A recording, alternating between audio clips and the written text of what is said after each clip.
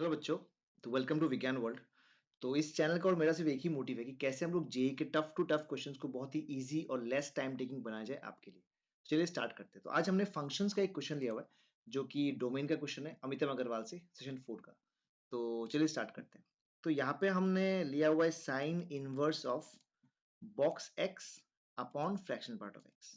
तो जैसे ही बच्चों हमको ये दिखता है, आप सबको भी पता है ये बात कि साइन इनवर्स के अंदर सर कुछ भी अगर होता है, अगर उसको डिफाइंड होना होता है, then this particular value must be lying between -1 to +1। मतलब sir box x upon fractional part of x लाई करना चाहिए 1 और -1 के बीच में। सही बात, सही बात है सर।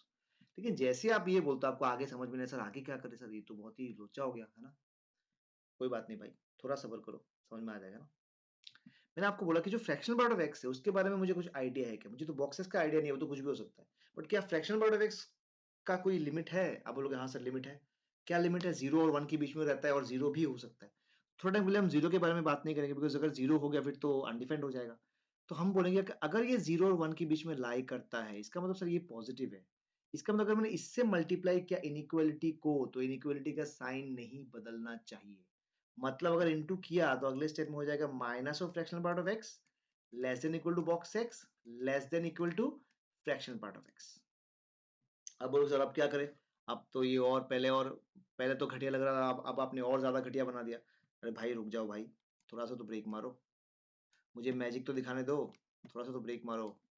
अभी हम क्या करेंगे बच्चों, इन दोनों फंक्शंस पे फोकस करेंगे और इनका ग्राफ बनाएंगे।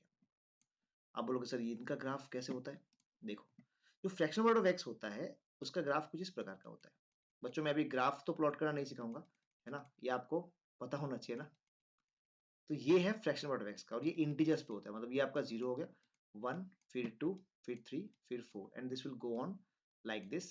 It's a periodic function. ठीक है। अब बोलोगे चलो ठीक है, फ्रैक्शनल पार्ट ऑफ एक्स का हो गया। Sir minus of fractional part of x कैसे बनाएंगे? अरे भाई बहुत ईजी है। आप बोलोगे सर कैसे? अभी भी ईजी है क्या? हाँ भाई बिल्कुल ईजी है। सर क्या करना पड़ता है? क्या फ्रैक्शनल पार्ट ऑफ एक्स के आगे अगर एक माइनस लगता है तो जितने values fractional part of x के पॉजिटिव जो भी वैल्यू होगा वो सारा वैल्यू नेगेटिव हो जाएगा। आप बोलोगे हाँ सर बिल्कुल।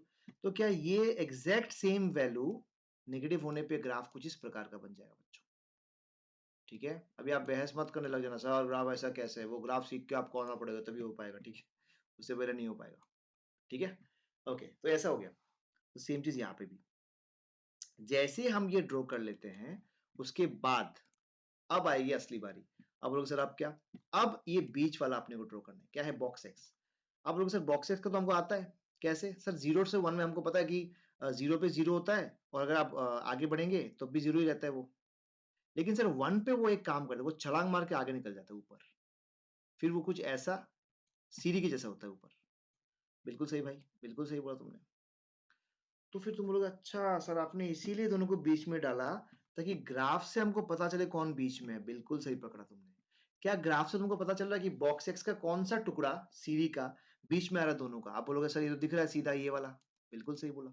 तो क्या सर आंसर यही होगा, X belongs to close interval 0 open interval 1? मैं बोलूंगा नहीं बेटा, तुमने जल्दबाजी में थोड़ा सा गलती कर दिया।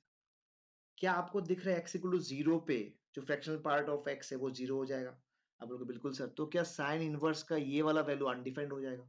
इसका मतलब सर 0 नहीं हो सकता। बिल्कुल सही। इसका मतलब आंसर क्या है? 0 टू 1 बच्चों। तो ये आपका फाइनल आंसर है। देखिए अगर आप ग्राफ आपका रटा हुआ है तो ये आप सेकंड्स में निकाल सकते हो, believe me, in 10 to 20 seconds. तो keep learning, keep growing and comments में बताइए कैसा लगा आपको ये method. Thank you for watching.